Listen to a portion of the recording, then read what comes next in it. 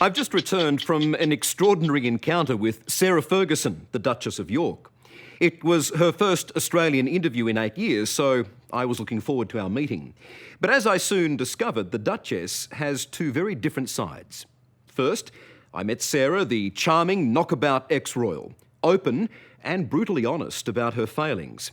And then there's Bad Fergie, her description, not mine, who makes bad judgments and lands herself in scandal time after time.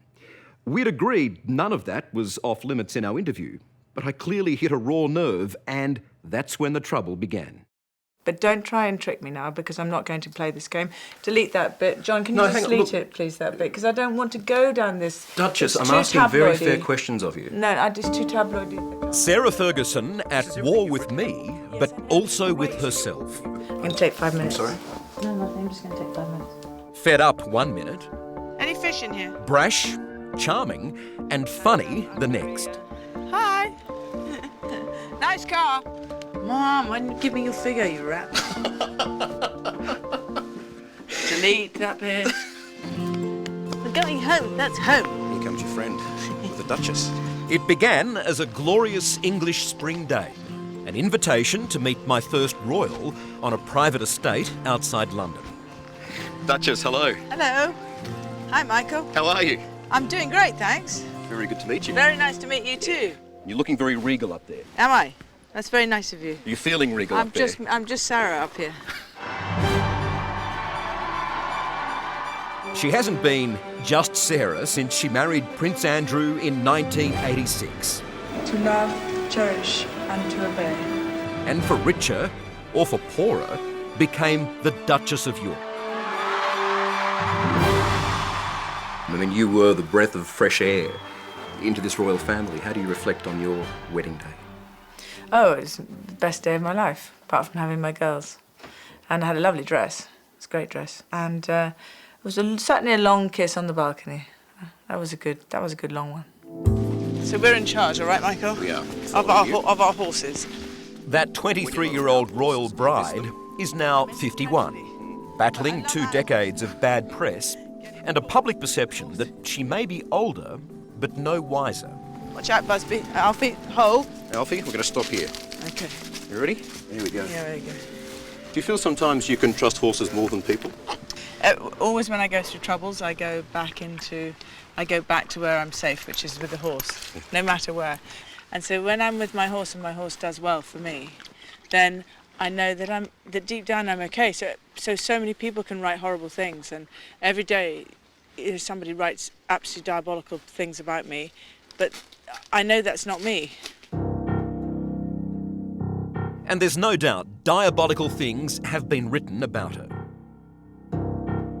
Have you always been the victim of untruths, or have you made mistakes? Have you put yourself in a position where errors have been made?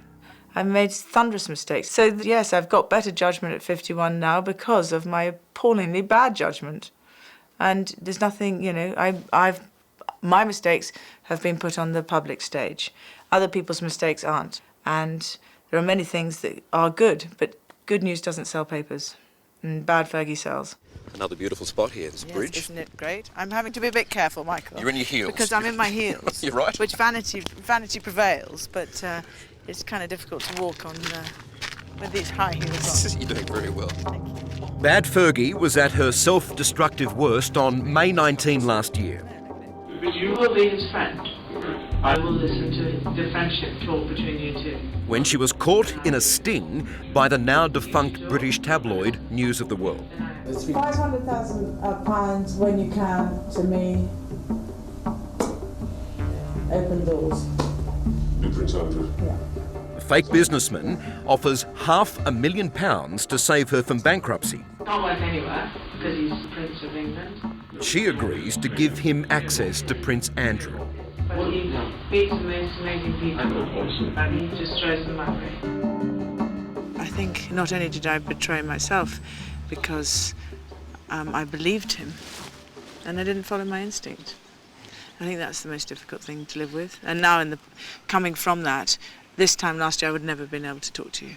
I couldn't talk to anybody. I was too shocked. I just put my head down and disappeared off the universe.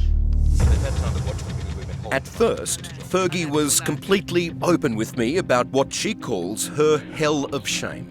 So you 500,000 in England. Yeah, but that's in wire transfer. That's through wire transfer. I mean, obviously. The scandal features prominently in her new autobiography and a tell-all TV documentary. The News of the World scandal was my rock bottom.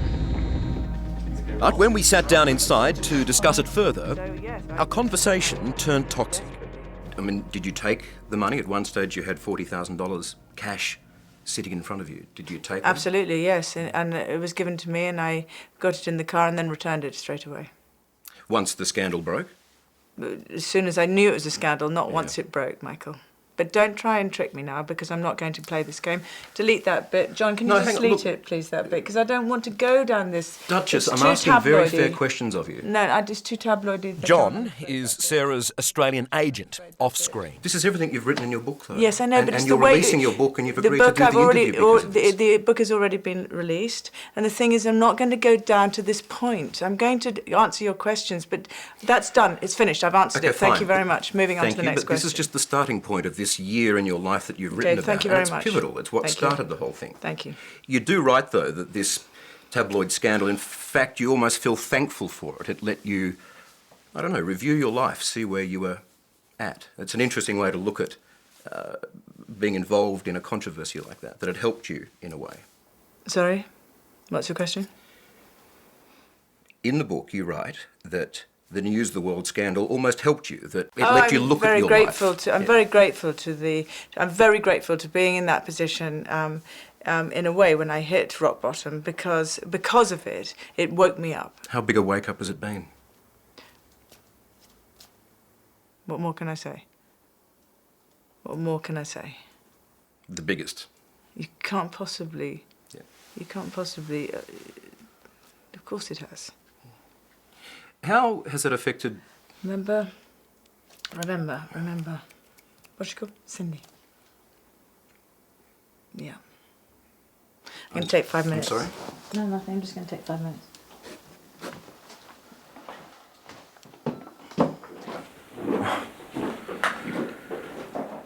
Right. Sarah returns to our interview, but her mood is still frosty. You okay? Yep. You happy to move on? Yep. I feel like I've gone from confidant to commoner. The book is called Finding Sarah. Does that mean you were lost? Oh, very lost. Are you lost, Michael? Do you know where you are? Many people in this world are lost. It's excruciating to live with past mistakes. It is so difficult. I always would like to change so many things in my past, but I can't. I've got to move forward. And it's very difficult to go back over them. It really is. It's because you just cringe. You just think, it's not me. Where was my head at the time that I did all these things, or a lapse of judgment, or whatever else I'm meant to have done?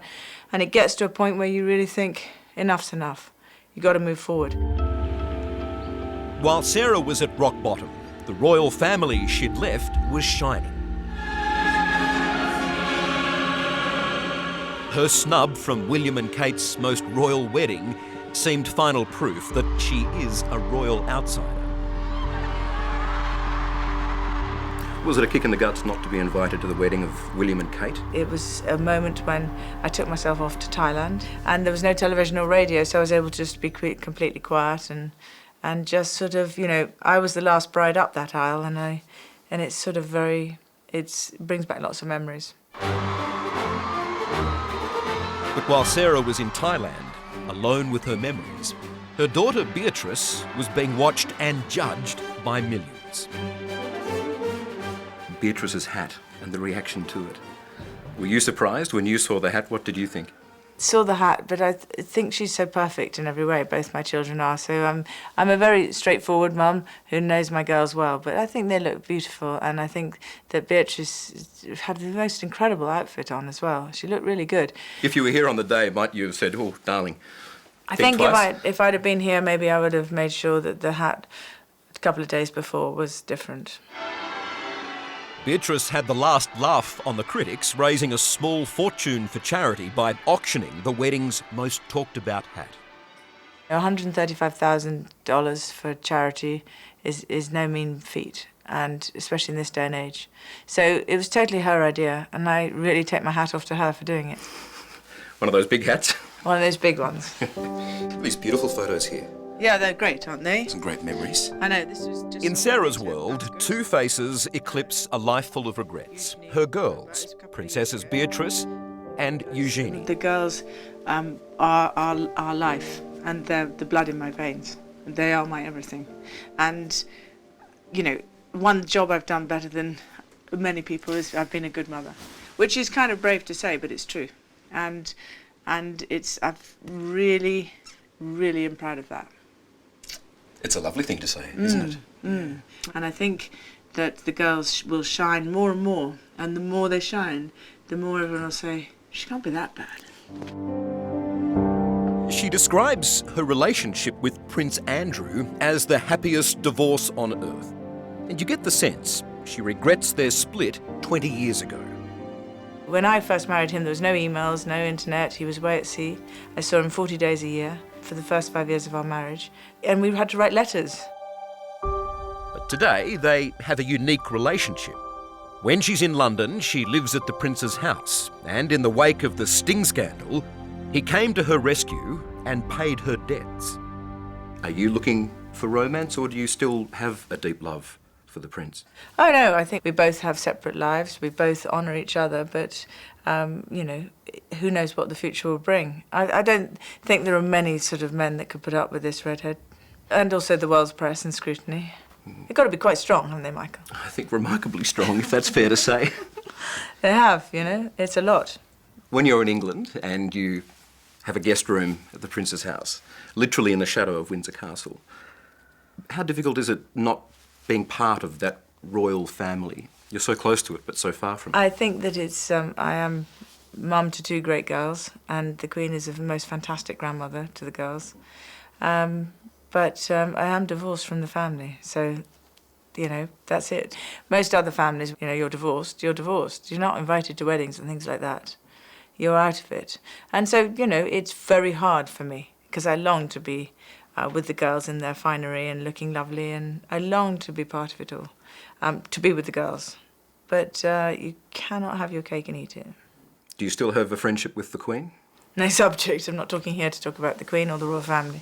No, you raised it, though, because one of the things you... Well, she's a wonderful grandmother to the girls. Tell me about Christmas times. Oh, yeah, that's what I do write about, that it's been really sad for 15 years not to spend Christmas with the girls. And why is that? Well, because it's a royal family occasion, and I'm divorced from the royal family.